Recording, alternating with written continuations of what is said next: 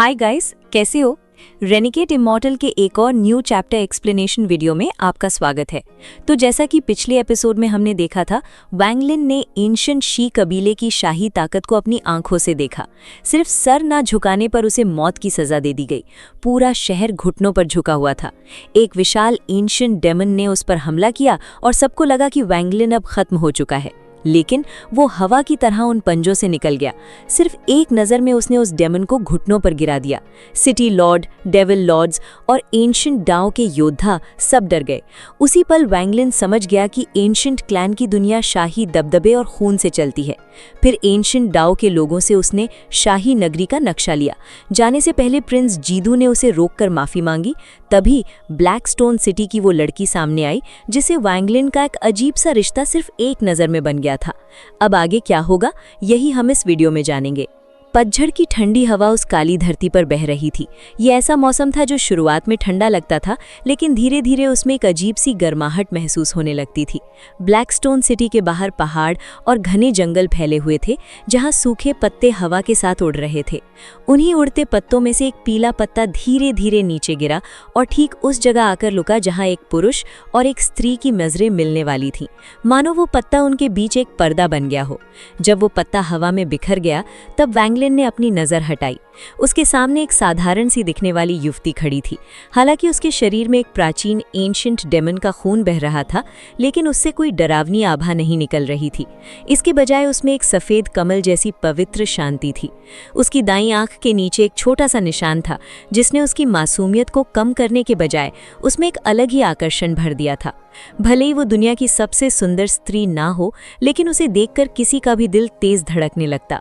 अपने नाम की तरह ही सोंग जी किसी खूबसूरत पेंटिंग की तरह नाजुक और शांत थी। उसने हल्का सा सर झुकाकर कहा, मुझे माफ़ कीजिए सीनियर। उसका चेहरा शर्म से हल्का लाल हो गया था। जब उसने सबको सम्मान दिया, तब वहाँ खड़े एक बुजुर्ग जो एक भयानक एंशिएंट डेविल पर सवार थे, हैरानी से बोले, तुम्हारा सरनेम सोंग है? क्या ये वही लड़की है जिसके बारे में प्रिंस ने बताया था? ये सुनकर प्रिंस जीदू के चेहरे पर मुस्कान आ गई। उसने कहा, हाँ, इसका सरनेम सोंग है। असल में ये ग्रैंड एम्पीरियन के सोंग परिवार से जुड़ी है। हालांकि उनका परिवार बहुत बड़ा है और ये एक दूर की शाखा से आती है, लेकिन ब्लैकस्टोन सिटी में इसका परिवार काफ़ी प्रभावशाली माना जाता है। एंशिएंट डेविल पर बैठे बुजुर्ग ने कुछ देर सोचा, फिर प्रिंस की ओर हाथ जोड़कर बोले, प्रिंस, आपकी सहायता के लिए धन्यवाद। मैं इस लड़की को अपने साथ ले जाऊंगा। अगर इसे पसंद नहीं किया गया तो हम इसे वापस भेज देंगे। प्रिंस ने लापरवाही से कहा, ठीक है सोंग जी, तुम एंशिएंट डाओ के एम्बेसडर्स के साथ जाओ। प्रिंस को इस बात से कोई खास फर्क नहीं पड़ रहा था। आदेश देने के बाद वो फिर उत्साह से वैंग लिन की तरफ देखने लगा। सोंग जी ने हल्की सी आह भरी, लेकिन उसका स्वभाव बहुत नर्म था। वो किसी का विरोध नहीं कर सकती थी। उसने अपने होंठ भींच लिए और खामोशी से उस भयानक एंशिएंट डेविल की ओर बढ़ने लगी। वैंग लिन ठीक उसके रास्ते में खड़ा था। जब वो उसके पास पहुंची तो उसने सम्मान से हल्का सा सर झुकाया और उसके बगल से गुजर गई। एक हल्की सी खुशबू वैंग लिन के पास से गुजरी, जो धीरे धीरे हवा में खो गई। जैसे ही सोंग जी एंशिएंट डेविल पर चढ़ी और उस बुजुर्ग के पास जाकर खड़ी हुई, तेज हवा ने उसके बालों को चेहरे पर बिखेर दिया, लेकिन वे बाल उसकी आंखों में छिपे दुख और अपने घर को छोड़ने की बेबसी को नहीं छुपा सके। सोंग जी ने बोला, काश मुझे ना चुना जाए। मैं इतनी सुंदर नहीं हूँ, इसलिए शायद मेरा सिलेक्शन ना हो। आंटी चैंग और सिस्टर डोंग अभी भी मेरा इंतजार कर रही होंगी। उस औरत ने अपना सर नीचे झुका लिया और उसके बालों ने उन आंसुओं को छिपा लिया जो उसकी आंखों में तैर रहे थे। सोंग जी को लेने के बाद एंशिएंट डाओ के एम्बेसडर्स ने प्रिंस और वैंग लिन के सामने बड़े ही अदब से हाथ जोड़े। अचानक उस एंशिएंट डेविल ने आसमान की तरफ देखकर एक भयानक दहाड़ मारी और ऊपर खुले एक रहस्यमयी रास्ते यानी रिफ्ट में कूद पड़ा। पल भर में वो काले धुएं में बदलकर वहां से गायब हो गया। ये जगह एंशिएंट डाओ की राजधानी से बहुत दूर थी। उस डेविल की रफ्तार से भी वहां पहुंचने में कई महीने लगने वाले थे। उनके जाने के बाद एक सुनहरे कवच वाले तगड़े आदमी ने सबको वापस शहर के अंदर भेज दिया। कुछ ही पलों में शहर के बाहर सन्नाटा छा गया। वहां सिर्फ वैंग लिन, एक कांपता हुआ एंशिएंट डेमन, प्रिंस जीदू और उसके पीछे खड़ी एक औरत ही बचे थे। प्रिंस जीदू ने मुस्कुराकर वैंग लिन के सामने हाथ जोड़े। प्रिंस जीदू ने बोला, मैं अभी तक सीनियर का नाम नहीं जान पाया हूँ, क्या आप मुझे अपना नाम बता सकते हैं? वैंग लिन ने प्रिंस की तरफ देखा और ठंडे स्वर में जवाब दिया, वैंग लिन। प्रिंस जीदू ने बोला, तो आप सीनियर वैंग हैं। सीनियर, ये जगह बात करने के लिए सही नहीं है। डार्क कंट्री में मेरा एक महल है। अगर सीनियर को बुरा ना लगे तो हम वहां चलकर डिटेल में बात कर सकते हैं कि कैसे मैं अपनी पहले की बदतमीजी का हर्जाना भर सकता हूँ। प्रिंस बहुत ही ज्यादा ईमानदार और इज्जत देने वाला लग रहा था। वांगलिन ने देखा कि कैसे ये प्रिंस, जो थोड़ी देर पहले इतना लापरवाह था, अब इतना ज्यादा सम्मान दे रहा है। वांगलिन की आंखों में एक हल्की सी चमक आई जो किसी को दिखाई नहीं दी। वांगलिन ने अपने मन में सोचा कि शाही ताकत असली ताकत के सामने बहुत कमजोर होती है। शाही परिवार के पास ताकत सिर्फ इसलिए है क्योंकि उनके साथ ग्रैंड एम्पीरियन गूदाओ खड़ा है। अगर गूदाओ नहीं रहा तो ये शाही परिवार भी सेलेस्टियल क्लैन की तरह अपनी ताकत खो देगा। वांगलिन ने बिना कुछ बोले बस अपना सर हिला दिया। प्रिंस जीदू बहुत खुश हुआ और बड़े ही सम्मान से एक तरफ हट गया ताकि वांगलिन पहले उस डेमन पर सवार हो सके। प्रिंस के पीछे खड़ी औरत कुछ बोलना चाहती थी, लेकिन प्रिंस की एक सख्त नज़र ने उसे खामोश कर दिया। जब वांगलिन ने उस एंशिएंट डेमन पर कदम रखा तो वो डरावना राक्षस बिल्कुल पालतू जानवर की तरह शांत हो गया। हालांकि उसकी आंखें अभी भी लाल थीं, लेकिन उनमें वो पागलपन नहीं था। बिना किसी शोर के वो आसमान में बनी दरार में कूद गया और गायब हो गया। उसकी जाते ही वो दरार भी ऐसे बंद हुई जैसे वहां कभी कुछ था ही नहीं। लेकिन जैसे ही वो राक्षस वहां से निकला, प्रिंस जीदू की एक भारी और रौबदार आवाज वहां मौजूद लियांगयान, कांगशी और उस काले लिबास वाले नौजवान के कानों में गूंजी। प्रिंस जीदू ने बोला, तुम तीनों में से कोई भी सीनियर वांग के यहाँ होने की खबर नहीं फैलाएगा। अगर ये बात बाहर निकली तो तुम तीनों के पूरे खानदान को मिटा दिया जाएगा। एंशिएंट शी का डार्क कंट्री एक ऐसी जगह थी जो पूरे साल कोहरे से ढकी रहती थी। कहा जाता था कि इस देश के नीचे कोहरे जैसा कोई जीव दबा हुआ है जिसे एंशिएंट एंसेस्टर ने कैद करके ये जगह बनाई थी। उस धुंध के बीच घोड़े के नाल के आकार का एक पहाड़ था जिस पर एक विशाल और शानदार महल बना हुआ था। वहां बहुत सारे नौकर और पहरेदार रहते थे। उस दिन महल के ऊपर का कोहरा अचानक 2 हिस्सों में बट गया और रात का आसमान दिखने लगा। एक बड़ी दरार खुली और उसमें से एक विशाल एंशिएंट डेमन बाहर निकला। उसे देखते ही महल के सारे लोग अपने घुटनों पर झुक गए। सबने एक साथ बोला, प्रिंस, आपका स्वागत है। उनकी आवाज में एक अलग ही गर्व और खुशी थी। प्रिंस जीदू उनकी नज़रों में बहुत ही ऊंचा दर्जा रखता था। वो विशाल राक्षस एक बड़े मैदान में उतरा जो खास तौर पर उसके लिए बनाया गया था। नीचे उतरते ही उस राक्षस ने अपना सर जमीन से टिका दिया। वांगलिन बड़े ही सुकून से नीचे उतरा। उसके पीछे प्रिंस और वो घबराई हुई औरत भी थी। वांगलिन ने उस राक्षस की तरफ देखा। वांगलिन ने बोला, ये एंशिएंट डेमन काफी अच्छा है। प्रिंस जीदू ने बोला, ये इस डेमन की किस्मत है कि उसे सीनियर की तारीफ मिली। मेरे पिता ने ये मुझे सफ़र और मेरी हिफाजत के लिए दिया था। इस तरह के डेमन्स बहुत कम मिलते हैं। ये पहले हमारे एंशिएंट शी का एक महान योद्धा था, लेकिन बदकिस्मती से जब इसने अपने 27 सितारों को मिलाने की कोशिश की तो इसे एंशिएंट एंसेस्टर की पहचान नहीं मिली और ये दिमाग खोकर एक राक्षस बन गया। वांगलिन ने बस सर हिलाया और महल की तरफ देखने लगा। प्रिंस जीदू ने उसकी तरफ देखा और थोड़ा हिचकिचाने के बाद अपना फैसला लिया। प्रिंस जीदू ने बोला, अगर सीनियर वांग को ये पसंद है तो मैं इसे आपको तोहफे में देने के लिए तैयार हूँ। वांगलिन ने बोला, ओ। प्रिंस ने बड़ी ही ईमानदारी से वांगलिन की तरफ देखा। वांगलिन ने बोला, तो क्या ये वही हर्जाना है जिसकी तुम बात कर रहे थे? प्रिंस ने मुस्कुराकर जवाब दिया। प्रिंस जीदू ने बोला, सीनियर, आप गलत समझ रहे हैं। एक मामूली सा डेमन भला आपका हर्जाना कैसे हो सकता है? सीनियर, चलिए अंदर चलकर बात करते हैं। वो तीनों महल के अंदर गए। ये जगह बहुत ही शानदार और रौबदार थी। जैसे ही वो मेन हॉल में पहुंचे, प्रिंस आगे बढ़ा और वांगलिन के सामने आकर बड़े ही गंभीर अंदाज में झुक गया। प्रिंस जीदू ने बोला, एंशिएंट शी का प्रिंस जीदू सफ़ेद बालों वाले असेंडेंट एम्पीरियन को प्रणाम करता है। ये सुनते ही उसके पीछे खड़ी औरत के मुंह से एक चीख निकल गई। उसे अपने कानों पर यकीन नहीं हो रहा था और वो डर के मारे पीछे हट गई। सफ़ेद बालों वाला असेंडेंट एम्पीरियन। एंशिएंट क्लैन हमेशा से सेलेस्टियल क्लैन के ताकतवर लोगों पर नज़र रखती थी। उन्होंने वांगलिन के बारे में बहुत जानकारी इकट्ठा की थी, यहाँ तक कि उन्होंने 5 ग्रैंड एम्पीरियन से ज़्यादा ध्यान वांगलिन पर दिया था क्योंकि वो सबसे बड़ा रहस्य था। वांगलिन की आंखों में थोड़ी हैरानी दिखी और उसकी नज़र प्रिंस के लिए ठंडी होने लगी। प्रिंस ने डर के मारे पसीना बहाते हुए बोला, सीनियर, आप गलत समझ रहे हैं।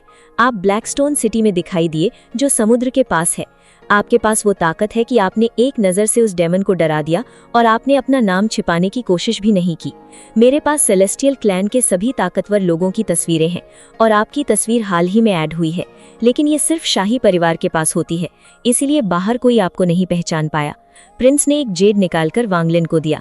वांगलिन ने उसे देखा। उसमें 5 ग्रैंड एम्पीरियंस और सारे बड़े योद्धाओं की तस्वीरें थीं, मगर सिर्फ वांगलिन और उन 5 ग्रैंड एम्पीरियंस की तस्वीरें ही सुनहरी रोशनी में चमक रही थीं, बाकी सब साधारण थी। वांगलिन को अब एहसास हो रहा था कि प्रिंस जीदू कितना ज्यादा चालाक है। उसके पास जो जेड था उसमें बनी तस्वीर बिल्कुल वांगलिन जैसी थी, इतनी मिलती जुलती कि कोई भी उसे एक नज़र में पहचान ले। इसका साफ मतलब था कि जब जीदू ने वांगलिन को ब्लैकस्टोन सिटी में देखा था तभी उसके मन में शक पैदा हो गया था, लेकिन उसने अपने इस शक को इतनी होशियारी से छुपाया कि वांगलिन जैसा तजुर्बेकार शख्स भी उसे भांप नहीं पाया। वांगलिन ने उस जेद को अपने हाथ में लिया और जीदू की तरफ देखा। जीदू का चेहरा अभी भी इज्जत से झुका हुआ था, लेकिन डर के मारे वो बिल्कुल पीला पड़ चुका था और उसका पूरा बदन पसीने से लथपथ था। वांगलिन समझ गया कि जीदू ने जानबूझकर वो एंशिएंट गेमन का हमला करवाया था ताकि वो अपने शक को वेरीफाई कर सके, और जैसे ही उसे यकीन हुआ उसने बिल्कुल सही वक्त पर हैरानी जताई। आखिर में वांगलिन को वहां रोकने के लिए उसने इज्जत देने का बहाना बनाया ताकि वो उसे रुकने के लिए मना सके। लेकिन सवाल ये था कि अगर जीदू ने यहाँ सबके सामने वांगलिन की पहचान जाहिर कर दी है और उसके सामने झुक रहा है, तो इसका मतलब है कि वो दुश्मनी नहीं चाहता। मगर उसे ऐसा क्यों लगा कि सेलेस्टियल क्लैन का एक असेंडेंट एम्पीरियन उस जैसे प्रिंस को जान से नहीं मारेगा? जरूर इसके पीछे कोई गहरी वजह होगी। वांगलिन का चेहरा बिल्कुल शांत था और उसने एक पल के लिए जीदू को घूरा और फिर अपनी नजरें हटा ली। वांगलिन ने बड़े धीरे से बोला, जब तुमने मेरे सामने ये बात कहने की हिम्मत करी दी है तो इसका मतलब है कि तुम मेरी असली पहचान पहले से ही जानते हो। ये सुनते ही प्रिंस जीदू ने थोड़ी राहत की सांस ली। उसने जो अभी किया था वो मौत के मुंह में कदम रखने जैसा था, पर वो पक्का इरादा करके आया था। वांगलिन से मिलने के बाद वो इस मौके को हाथ से नहीं जाने देना चाहता था, क्योंकि इसी पर उसका पूरा मुस्तकबिल टिका था। जीदू ने कहा, एंशिएंट दाओ ग्रैंड एम्पीरियन शुआन लुओ के इकलौते डिसाइपल का नाम वांगलिन है। हालांकि ये बात एक राज थी, पर रॉयल फैमिली का हिस्सा होने के नाते हमने इसका पता लगा ही लिया। जब शुआन लुओ सेलेस्टियल क्लान से वापस आए तो वो तुरंत बंद दरवाजे में कल्टीवेशन करने चले गए। हमने इन्वेस्टिगेशन शुरू की और ग्रैंड एम्पीरियन सोंग तियान की मदद से हमने ज्यादातर सच्चाई का अंदाजा लगा लिया था। जीदू ने पसीना पोंछते हुए आगे कहा, लेकिन उस वक्त तक मेरे पिता और ग्रैंड एम्पीरियन सोंग तियान को ये पक्का पता नहीं था कि सेलेस्टियल क्लैन का white headed empyrean exalt Wanglin और ग्रैंड एम्पीरियन शुआन लुओ का डिसाइपल एक ही शख्स है। मुझे भी ये तभी समझ आया जब मैंने आपको ब्लैकस्टोन सिटी में देखा। अब साबित हो गया है कि आप ही ग्रैंड एम्पीरियन शुआन लुओ के डिसाइपल हैं। जीदू को वांगलिन के सामने इतना ज्यादा दबाव महसूस हो रहा था जितना उसे अपने पिता के सामने भी नहीं होता था। ये खौफ बिल्कुल वैसा ही था जैसा ग्रैंड एम्पीरियन सोंग तियान के सामने होता है। उसके पीछे खड़ी औरत का चेहरा भी ये सब सुनकर सफ़ेद पड़ गया था और उसकी आंखों में यकीन ही नहीं हो रहा था। लेकिन अगर जीदू ने उसे वहां रुकने दिया था तो जाहिर है कि वो कोई भरोसेमंद थी।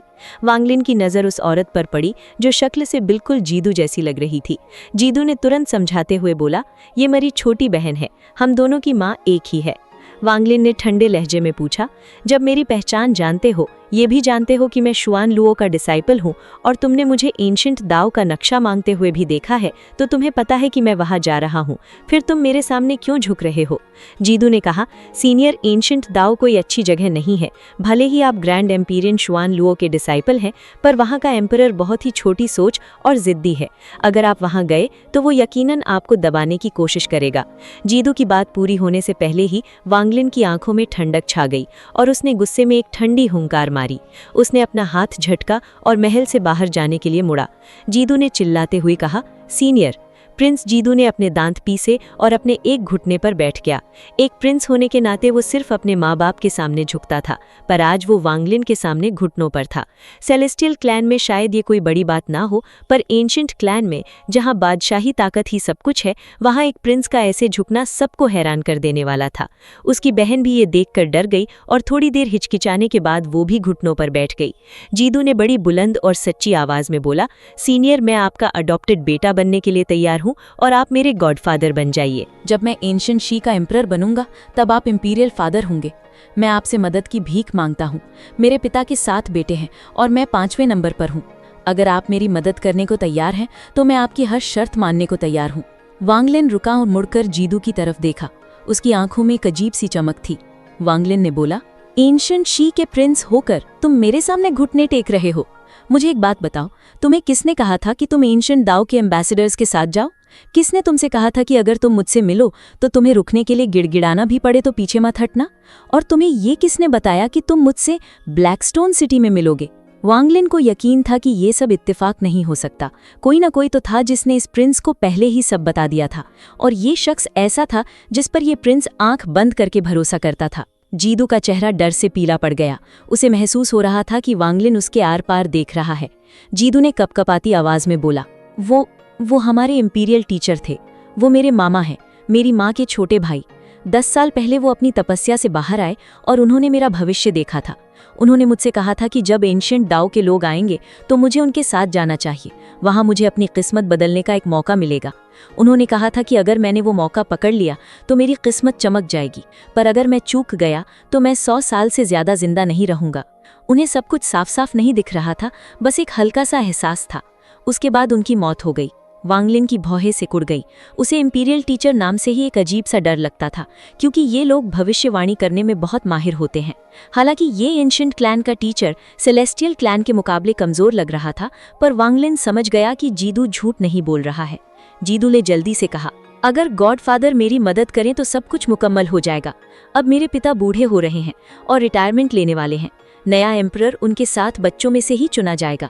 गॉडफादर, आपको अभी फैसला करने की जरूरत नहीं है, पर अगर कभी ऐसा दिन आए जब आप एंशिएंट दाओ छोड़ना चाहें और आपके पास जाने की कोई जगह ना हो, तो प्लीज यहाँ आइए ताकि ये बच्चा आपकी सेवा कर सके। जीदू ने अपना सीधा हाथ उठाया और एक तोहफा पेश करते हुए बोला, ये मेरे गॉडफादर के लिए एक छोटा सा तोहफा है, मेरी तरफ से इज्जत का निशान। प्लीज इसे कबूल कीजिए। वांगलिन ने थोड़ा सोचा और फिर वो जेड बॉक्स ले लिया। उसने अपनी डिवाइन सेंस से देखा कि उसमें एक जेड और एक उंगली जितना मोटा सिलेंडर था।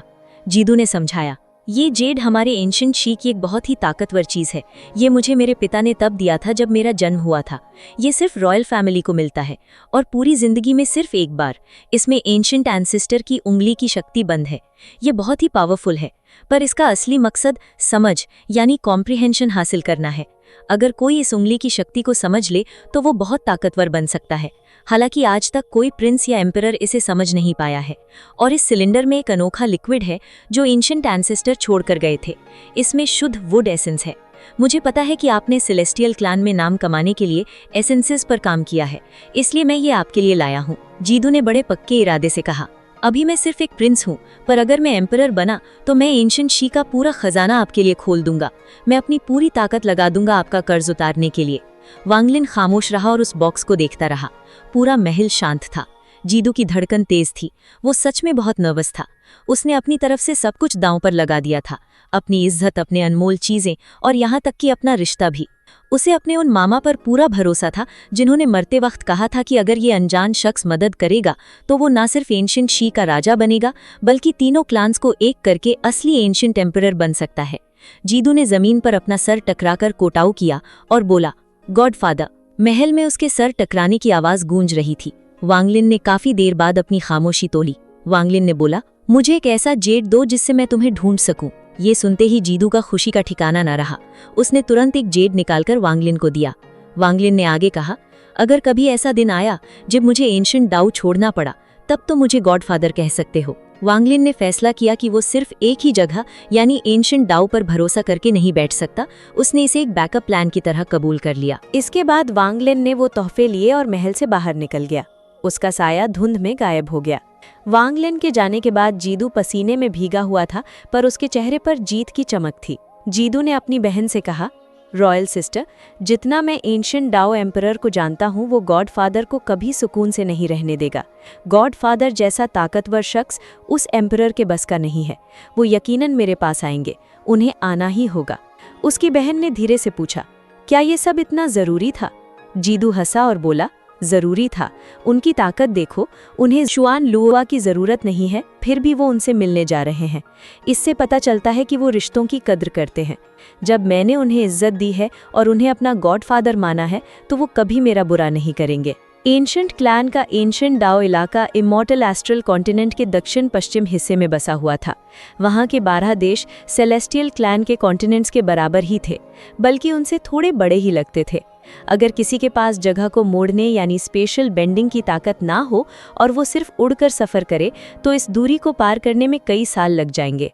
लेकिन एंशिएंट क्लैन के पास बड़े बड़े giant ancient gods, giant ancient devils और जायंट एंशिएंट डेव्स मौजूद थे। ये आधा होश रखने वाली मखलूकें आसमान को चीर कर रास्ता बना देती थी, जिससे सफ़र का वक्त बहुत कम हो जाता था। इसी वजह से एंशिएंट दाओ के दूत यानी एम्बेसडर्स को एंशिएंट शी से वापस अपने इंपीरियल सिटी पहुंचने में सिर्फ कुछ महीने ही लगे। एंशिएंट दाओ की इंपीरियल सिटी हवा में तैरता हुआ एक बहुत बड़ा शहर था। दूर से देखने पर यह आसमानी शहर हैरत अंगेज लगता था। ये जन्नत के बीचों बीच तैर रहा था और इससे एक बहुत ही ताकतवर दबाव यानी प्रेशर महसूस होता था। शहर के चारों तरफ अनगिनत पत्थर तैर रहे थे। इन पत्थरों का साइज अलग अलग था और ये उस आसमानी शहर को मरकज मानकर उसके चारों तरफ धीरे धीरे घूम रहे थे। एम्बेसडर्स के वापस लौटने के 1 महीने बाद वांग लिन ने मैप का इस्तेमाल करते हुए एंशिएंट क्लैन की विशाल जमीन को पार किया और यहाँ पहुँच गया। वो बहुत देर तक खामोशी से उस हवा में तैरते शहर को देखता रहा। हालांकि ये शहर सेलेस्टियल क्लैन की एंसेस्ट्रल सिटी जितना शानदार नहीं था, फिर भी इसका नज़ारा बेहद कमाल का था। शहर के बीच में एक मर्द की बहुत बड़ी स्टैचू यानी मूर्ति थी। वो मूर्ति आसमान की तरफ नफरत और हिकारत से देख रही थी और वांग लिन इतनी दूरी से भी उस नफरत को साफ महसूस कर सकता था। वांग लिन ने धीरे से बोला, एंशिएंट एंसेस्टर। आसमानी शहर के बाहर घूमते हुए पत्थर एक मजबूत हिफाजती दीवार बनाते थे। जो भी अंदर जाना चाहता था उसके पास एक पहचान पत्र यानी आइडेंटिटी जेड होना जरूरी था, वरना वो शहर में एक कदम भी नहीं रख सकता था। ये एंशिएंट दाओ की बादशाही ताकत का उच्च था। यही वो जगह थी जहां एंशिएंट दाओ के एम्परर रहते थे। इस आसमानी शहर का पूर्वी हिस्सा बड़े बड़े शानदार महलों से बना था जो मिलकर इंपीरियल पैलेस बनाते थे। पूरा महल गार्ड्स और पाबंदियों यानी रेस्ट्रिक्शन से भरा हुआ था। वहाँ एक हल्की बैंगनी धुंध यानी पर्पल मिस्ट भी थी, जिसे देखकर ही लोगों को एक दबाव महसूस होता था। वांग लिन की नज़रों में वो बैंगनी धुंध एक धुंधली सी शक्ल में बदल रही थी। ये शक्ल इतनी बड़ी थी जैसे आसमान को सहारा दे रही हो। उसका चेहरा देखना तो नामुमकिन था, पर उसके सर पर मौजूद ताज यानी क्राउन साफ दिख रहा था। उस शक्ल से बिल्कुल असली एंशिएंट क्लैन की ऑरा निकल रही थी। एंशिएंट दाओ की इंपीरियल सिटी भले ही एंसेस्ट्रल सिटी जितनी बड़ी नहीं थी और ना ही इसका महल इससे मुकाबला कर सकता था, लेकिन यहाँ के गार्ड्स की तादाद और यहाँ का खौफ सेलेस्टियल एम्परर के महल से कहीं ज्यादा था। महल के अंदर और बाहर अनगिनत गार्ड्स तैनात थे। यहाँ तक कि महल के नौकर चाकरों का कल्टीवेशन लेवल भी काफ़ी अच्छा था। वांग लिन वहाँ काफ़ी देर खड़ा रहा, फिर उसने अपनी नज़र हटाई। वो धीरे धीरे आगे बढ़ा, पर देखते ही देखते उसका जिस्म गायब हो गया। वो धुएं की एक लकीर बन गया और उड़ते हुए उस आसमानी शहर के अंदर चला गया। शहर के बाहर की हिफाजती दीवार और पाबंदियां आम लोगों के लिए अंदर जाना मुमकिन बना देती थीं। यहाँ तक कि बड़े बड़े सूरमा भी वहाँ पहुंचकर परेशान हो जाते और उन्हें रुकना पड़ता। उन्हें शहर के कायदे कानून मानते हुए आइडेंटिटी जेड दिखाकर ही दाखिल होना पड़ता था। एंशिएंट दाओ के लोगों की नज़र में सिर्फ 9 लोग ऐसे थे जो इस शहर की हिफाजत को नज़रअंदाज कर सकते थे। ये 9 लोग वहाँ के 9 ग्रैंड एम्पीरियंस थे। सिर्फ वही लोग सुकून से एंशिएंट दाओ इंपीरियल सिटी में कदम रख सकते थे। लेकिन अब एक और शख्स वहाँ मौजूद था। वो सारी पाबंदियां वांग लिन के धुएं जैसे जिस्म को नहीं रोक पाईं और वो अचानक एंशिएंट दाओ इंपीरियल सिटी की सड़क पर प्रकट हो गया। इस इंपीरियल सिटी में एंशिएंट दाओ के बहुत से लोग रहते थे, जिस वजह से ये जगह काफ़ी रौनक से भरी हुई थी। वांग लिन वहाँ खड़ा होकर उस जगह को देखने लगा। उसने एंशिएंट दाओ के मर्दों और औरतों को देखा, पर पता नहीं क्यों उसके दिल में वो अपनापन महसूस नहीं हुआ जो उसे पहली बार एंशिएंट क्लैन में आने पर हुआ था। टीचर को मेरे आने का पता चल गया होगा। वांग लिन को अपनी डिवाइन सेंस फैलाने की ज़रूरत नहीं पड़ी। उसने शहर के दक्षिणी कोने में एक पहाड़ महसूस किया। बादलों ने उस पहाड़ को ढक रखा था और वहाँ से एक ग्रैंड एम्पीरियन की ऑरा निकल रही थी। उसे उस ऑरा में एक नरम दिली महसूस हुई। उसने एक हल्की मुस्कुराहट दी और दक्षिण की तरफ चल दिया। शहर के दक्षिणी हिस्से में वो पहाड़ आसमान को चूम रहा था। पहाड़ पर ऊपर जाने के लिए सीढ़ियां बनी थीं, जिन पर रेलिंग्स लगी थी। ये जगह किसी सैर सपाटे जैसी लग रही थी। वहां से एक ताज़ा ऑरा निकल रही थी, जहां सांस भरने भर से ही इंसान खुद को तरोताज़ा महसूस करने लगता था। वहां बहुत से एंशिएंट दाओ के लोग ऊपर चोटी पर बने मंदिर की तरफ जा रहे थे। एंशिएंट दाओ का हर बंदा इस मंदिर के बारे में जानता था। ये एंशिएंट दाओ टेम्पल था। यही वो जगह थी जहां एंशिएंट दाओ के इकलौते ग्रैंड एम्पीरियन शुआन लुओ रहते थे। ये मंदिर एंशिएंट दाओ के हर सदस्य के लिए खुला था। कोई भी वहां अपनी कल्टीवेशन में आने वाली रुकावटों के लिए मदद लेने आ सकता था। लेकिन ग्रैंड एम्पीरियन शुआन लुओ के दर्शन बहुत कम होते थे। उनके 9 खास लोग लोगों की पूजा करते थे। हर वक्त उन 9 में से कोई ना कोई मंदिर में मौजूद रहता था ताकि अपने क्लैन के लोगों को ज्ञान दे सके। मंदिर के बाहर एक बहुत बड़ा धूपदान यानी इंसेंस स्टोव रखा था। वो इतना बड़ा था कि उसे घेरने के लिए 10 लोगों की जरूरत पड़ती थी। उसके अंदर सफ़ेद ग्रे रंग की रेत भरी थी और उसमें 9 बड़ी बड़ी इंसेंस स्टिक्स यानी अगरबत्तियां जड़ी हुई थी। उनका धुआं आसमान की तरफ उठ रहा था। हर एंशिएंट दाओ का शहरी जो वहां ज्ञान लेने आता, वो पहले उसके आगे झुककर ग्रीट करता। वो धूपदान बहुत ही अजीब था। जितने ज्यादा लोग उसके आगे झुकते, उसका धुआं उतना ही गहरा और घना हो जाता। वो 9 अगरबत्तियां कभी खत्म नहीं होती थी और वह किसी जमाने से लगातार जल रही थी। वांग लिन पत्थर की सीढ़ियों पर चलते हुए उस पहाड़ और आसमान में उठते धुएं को देख रहा था। वो एक एक कदम बढ़ाते हुए चोटी पर पहुंच गया जहां वो धूपदान रखा था। वहां कुछ लोग पहले से मौजूद थे जो ग्रीट करके मंदिर की तरफ बढ़ रहे थे। जब उन्होंने उन 9 अगरबत्तियों की पूजा की तो धुआं थोड़ा और बढ़ गया, पर वो इतना कम था कि बिना ध्यान दिए पता भी नहीं चलता था। वांग लिन ने उस धूपदान को देखा और कुछ सोचने लगा। वो धीरे से उसके पास गया और वहां खड़े होकर उसने अपने हाथ जोड़े और झुककर ग्रीट किया। ये बो उस धूपदान या उन अगरबत्तियों के लिए नहीं था, बल्कि ये उसके टीचर शुआन लुओ के लिए था। जब उसने एंशिएंट दाओ में आने का फैसला कर ही लिया था, अपने टीचर के साथ रहने का और अपना पुराना वादा निभाने का सोच ही लिया था, तो वांग लिन सच में यहाँ अपनी जड़ें जमाना चाहता था। और इसी सीन के साथ ये वीडियो खत्म होता है। अगर आपको ये वीडियो अच्छा लगा हो तो वीडियो को लाइक करें और चैनल को सब्सक्राइब जरूर करें। मिलते हैं नेक्स्ट वीडियो में, तब तक के लिए बाय बाय।